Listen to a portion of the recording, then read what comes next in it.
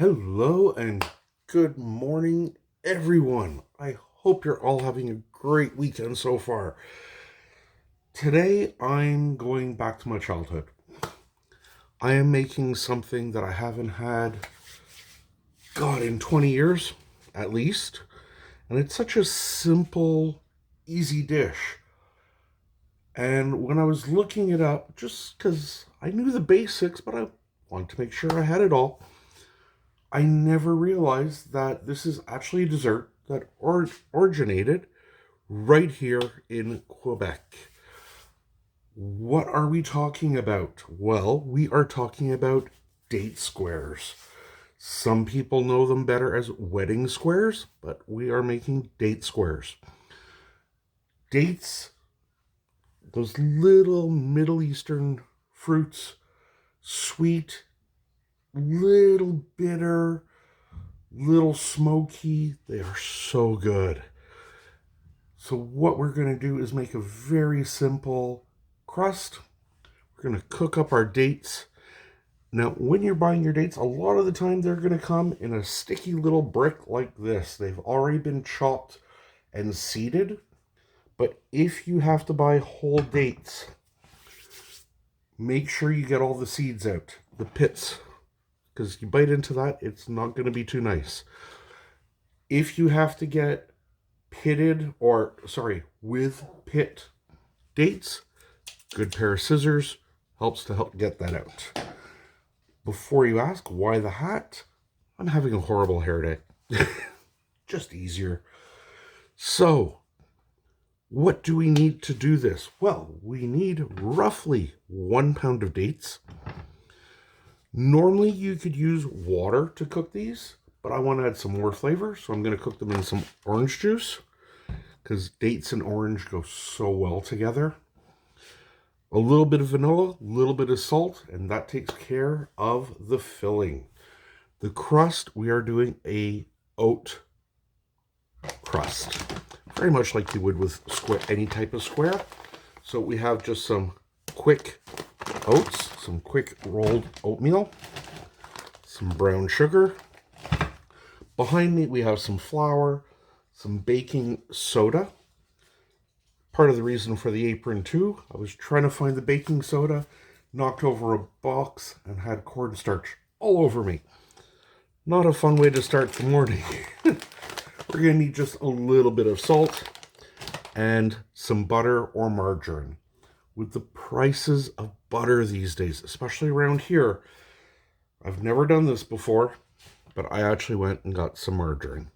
For those of you who don't know what margarine is, it's basically vegetable oil that they've whipped up with air and some emulsifiers, and it's a butter substitute.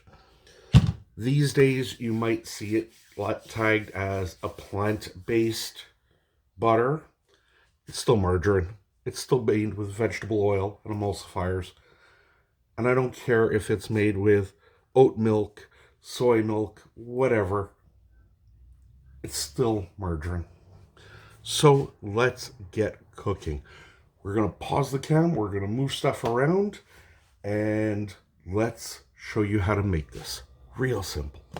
Okay, so we have changed our camera around. We have our saucepan that we're just going to put on a medium heat. From there, we are going to add, whoops, if I can get my measuring cups out, 1 cup of our orange juice. Like I say, this is just going to add that other layer of flavor to everything. We are going to take our date brick. Also, when you get it chopped and stuff like this, a lot of times it comes wrapped in plastic. Make sure you get that off. No amount of cooking will ever make that taste good. So we're just going to break this up to help it. And what we're going to do is we're just going to cook this until it makes a jam. So it takes about 10 minutes. So while this is cooking, we will make our crust. They are sticky little buggers, but they're really tasty. So this is going to cook up a bit. We can add our salt now while it cooks. We've got another hole in this bag. We're just doing great with holes. So we're adding about a teaspoon of salt to that. And we'll just have a wooden spoon. Gone out of focus a bit here. There we go. And while this cooks up, we're going to again move our camera and let's make our oat topping. Okay, we are back. Behind us we have our date jam, because that's what we're making, is a jam. Our date jam cooking. One thing I did, because I'm an idiot, forget to add, is just a 1/4 cup of brown sugar. This is going to help to thicken everything. And just add a little sweetness as well. But while I have the brown sugar in my hand, we can start off with that. We need 1.5. It's going to be one of these videos, isn't it? We're going to start off with, we'll try this again, 1.5 cups of our brown sugar.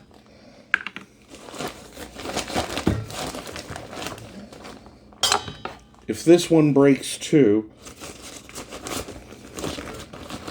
I think it's got a lot of measuring cups.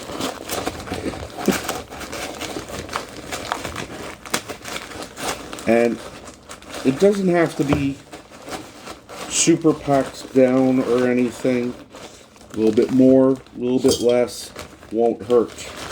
Now this will be going into a 9x9 baking dish. I just added a bit more because I knew I was a bit short. We are going to add 1.5 cups of our oats. One, our broken scoop, but you know what? It works.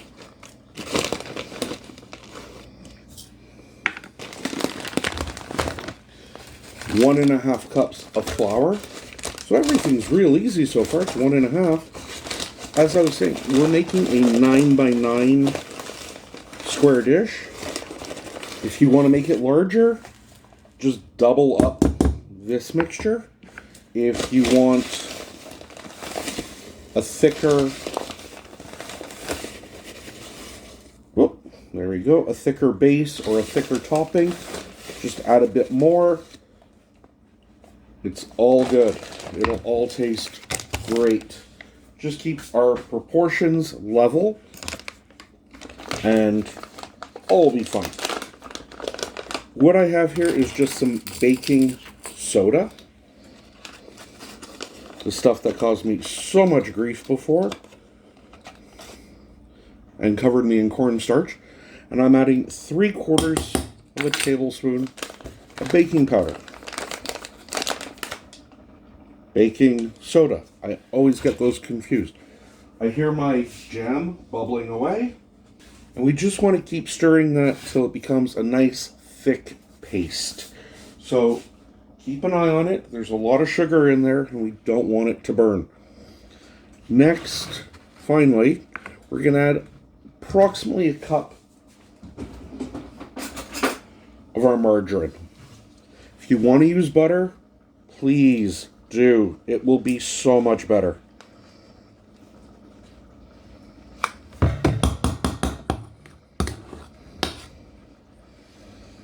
There. Now, so in there we have, like I say, our 1.5 cups of brown sugar, 1.5 cups of oats, 1.5 cups of flour, simple, 3/4 of a tablespoon of baking soda, and 1 cup of butter.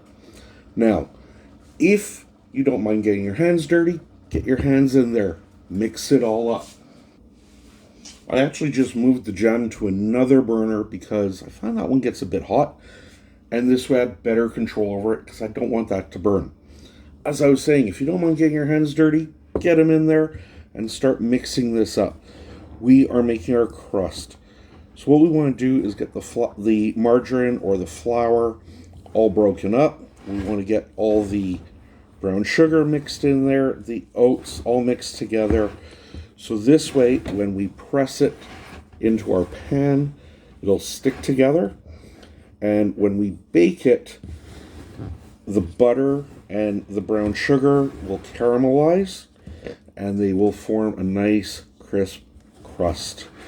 This is a messy job. So, like I say, if you don't want to get your hands dirty, use a fork. If you have a pastry fork, pastry blender, you can use one of those. I've even done this in my food processor. But you know what? For the sake of YouTube, let's get dirty. So you just keep messing that around. You'll know it's getting close when it starts pulling, because right now my hands are a mess. But you'll know you're getting closer when it all starts coming off your hands and you can make a ball in your hand. This is very, very much, by the way, like oatmeal cookies. Same type of recipe. The only difference is we have no eggs in here. But it's the same basic idea.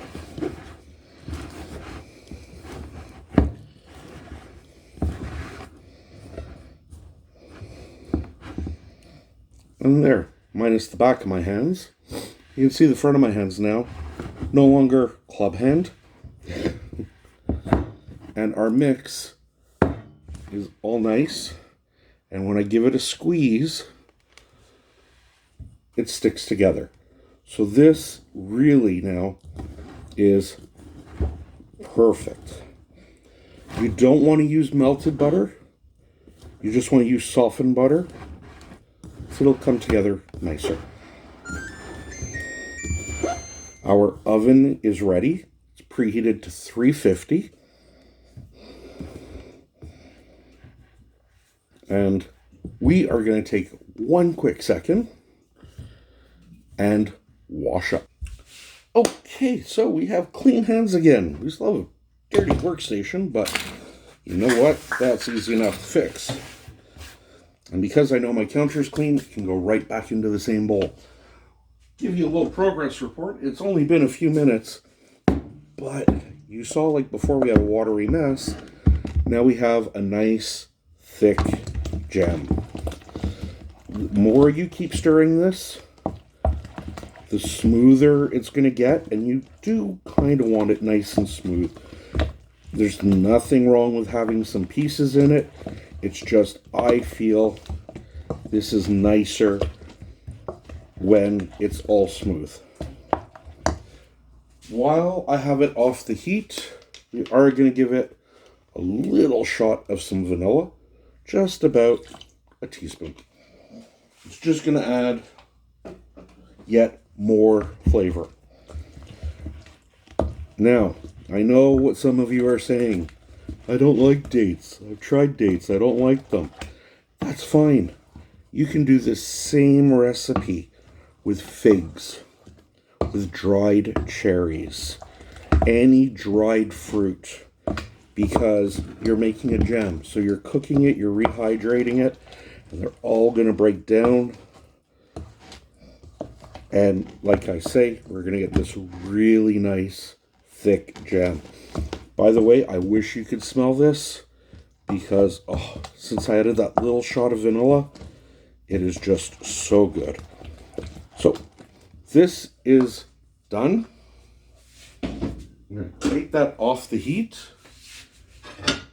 We have our 9x9 baking dish that we have greased with just some spray oil. And in here now we are going to add 2 cups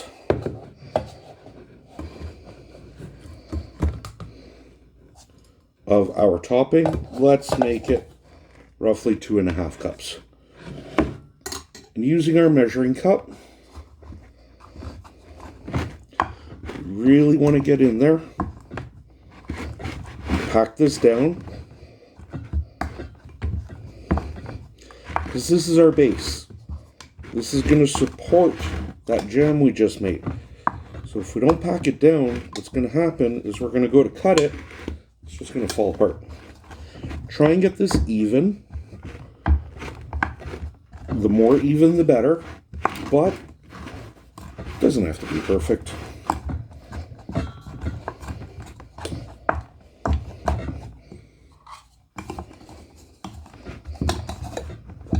I find using the measuring cup to push down works really well.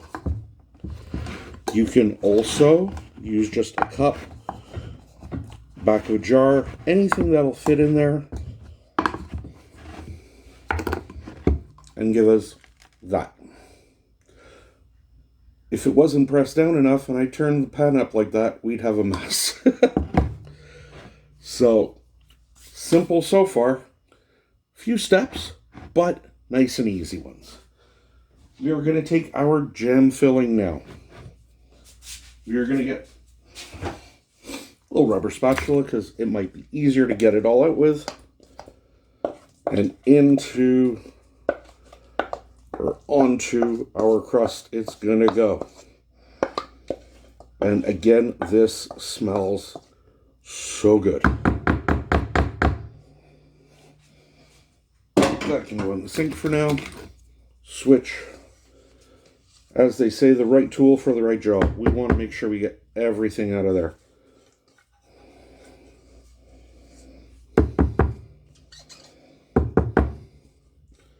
One, we don't want to waste any. Two, it'll just be easier to clean off once we're done.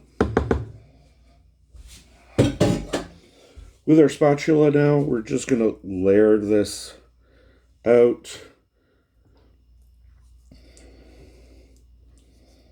Again, try and get it even. Make sure you get right into those corners.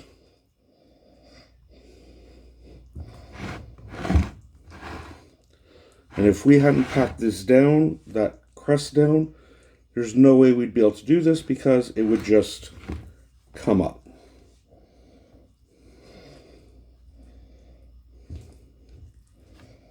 There we are.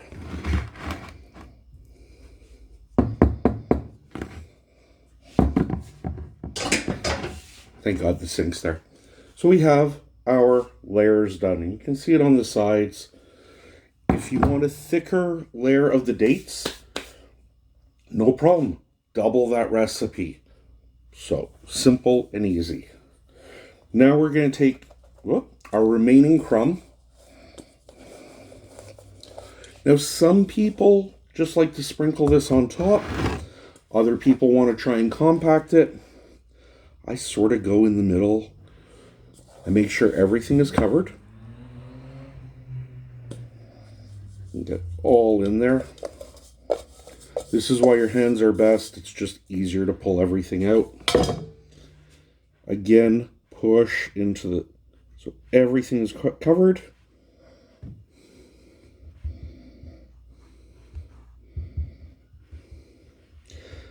And I just now, with my hand, lightly pack it down. Because if we push too hard, the fillings can just push through.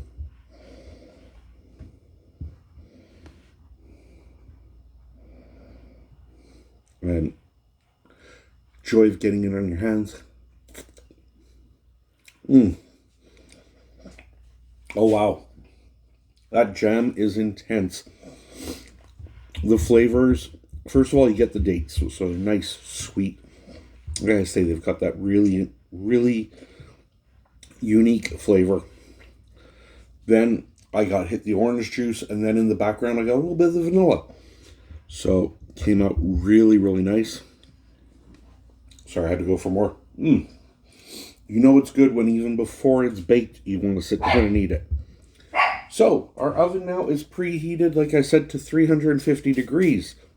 This now will go in for about 25... Normie's saying hello to everyone. This is going to go in the oven for 20... I think Normie wants to go in the oven the way he keeps barking. This is going to go in the oven for 25 to 30 minutes. We want it nice and golden brown. And then we have to let it cool for an hour. So we will see you when that is all done.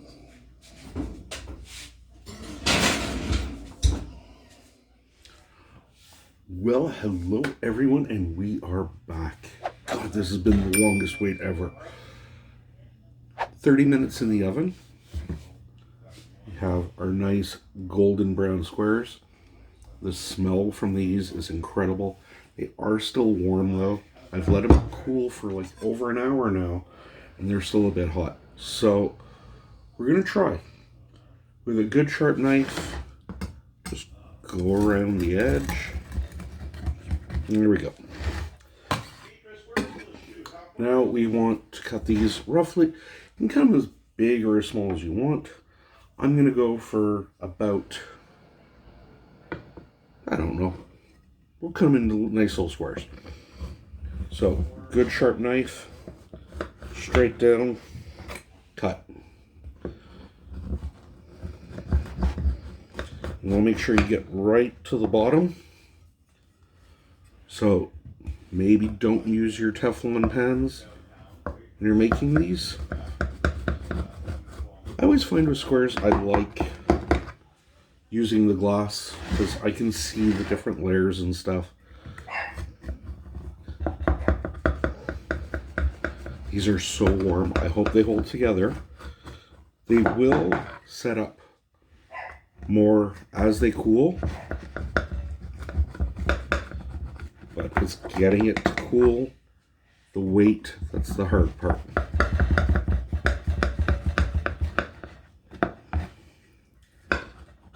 Felt I missed a part there.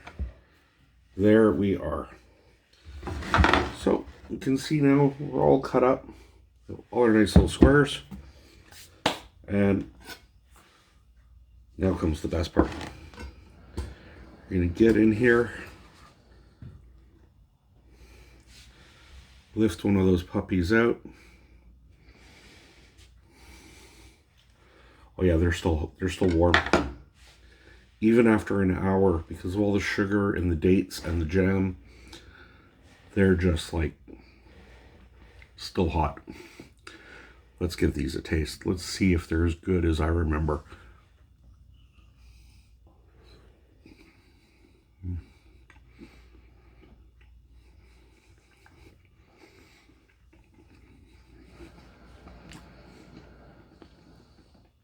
Sweet, sticky. We're getting the orange, we're getting the vanilla. Definitely getting date, of course. The oatmeal has got that nice little crispness to it.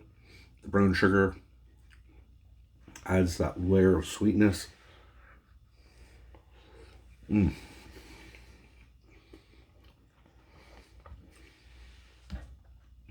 my god. Once these fully cool down, they'll cut a lot nicer. They'll come out a lot nicer, but these are so good. Even warm like this, a little ice cream on them, heaven.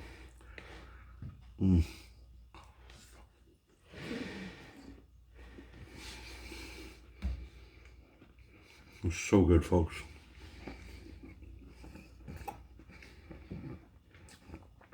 I really hope you give these a try.